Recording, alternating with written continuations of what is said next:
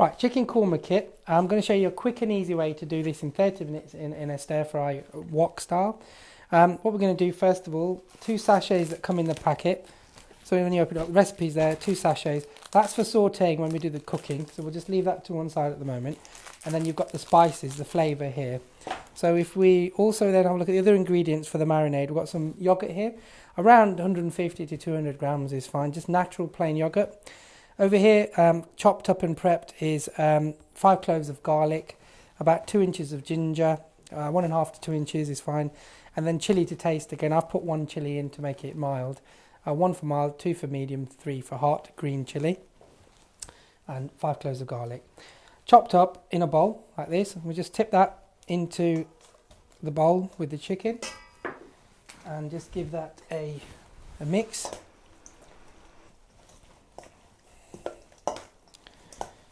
What we're going to do is add a teaspoon of salt, pour the spices over as well in this case,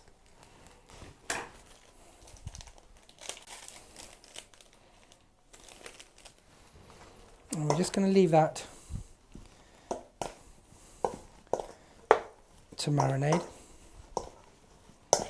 So you've got your garlic, your ginger, your chilli, and the second sachet packet in there with some salt, and we're just going to leave that to marinate.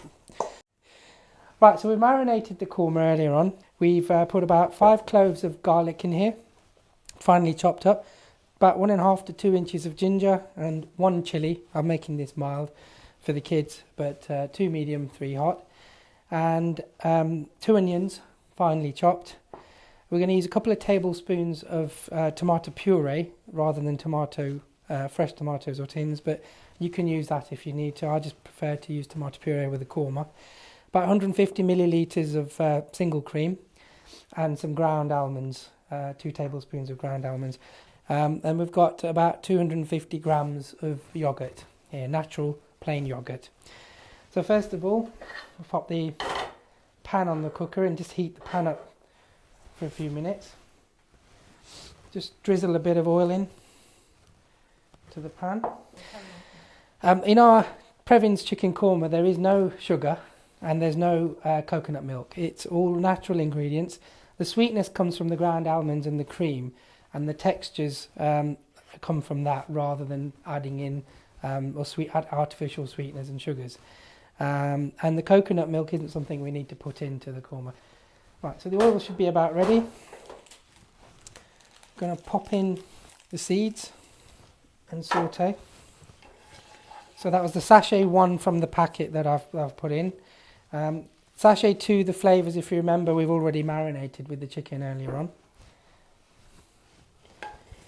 Right, it's going to add the onions in. And we're just going to stir fry the onions for about 5 minutes.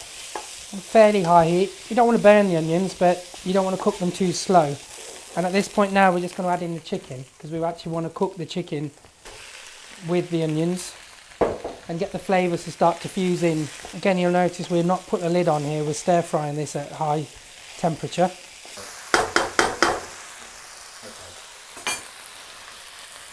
Right, so we've been cooking the chicken now for about 10 minutes. 10-15 minutes, and it's not quite cooked, nearly there. We're going to add in the ground almonds and cook that. We actually want to roast the almonds in the spices, so there's about 2 to 3 tablespoons there. We'll give that a stir. This is quite an important part of the korma, I suppose. It's important to put the almonds in before you add any water and the tomato puree, purely because we want to roast the almonds in the spices and get them to cook a little bit. If you have nut allergies, obviously you don't need to use almonds here, but it does give you the texture. I suppose you could add sugar in, but I don't really like to use sugar in the korma. Just let that cook for a few more minutes, and then we're going to add in some tomato puree, and then finally the yogurt and a bit of cream at the end.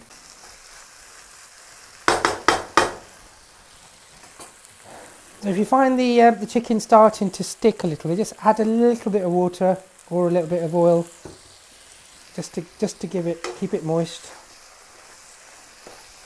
And we've cooked the chicken with the almonds for a few minutes now. And we're just going to add in some tomato puree. So we want a few tablespoons of tomato puree. You'll notice it's very dry at the moment, which is going to change as soon as we add the yogurt in. Right, so chicken's nearly cooked. Tomato puree's been in there for a few minutes now. And we're just going to pop in the 250 grams of yogurt, plain natural yogurt.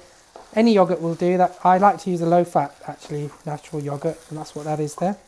So you can just see now you're starting to get a texture of a korma. And what the yogurt actually does, it just diffuses the spices a little bit, tones them down.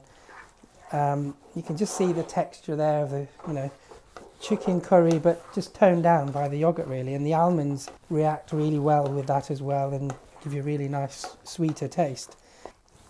We're going to add a little bit of water to that, 150 millilitres of water. We'll just start to stop it from sticking to the pan and just leave that to cook for a few more minutes and then just top that up, finish off with cream. So I'm just going to add some cream there. There's about 150 millilitres of cream there. Now, as I say, the cream is optional. You don't have to add the cream, and if you don't want to, it's good enough to eat there. But I think the texture just gives you a bit more sweetness with the cream. So there we have it. Delicious chicken korma, very healthy. No sugar, no coconut milk, and very creamy taste.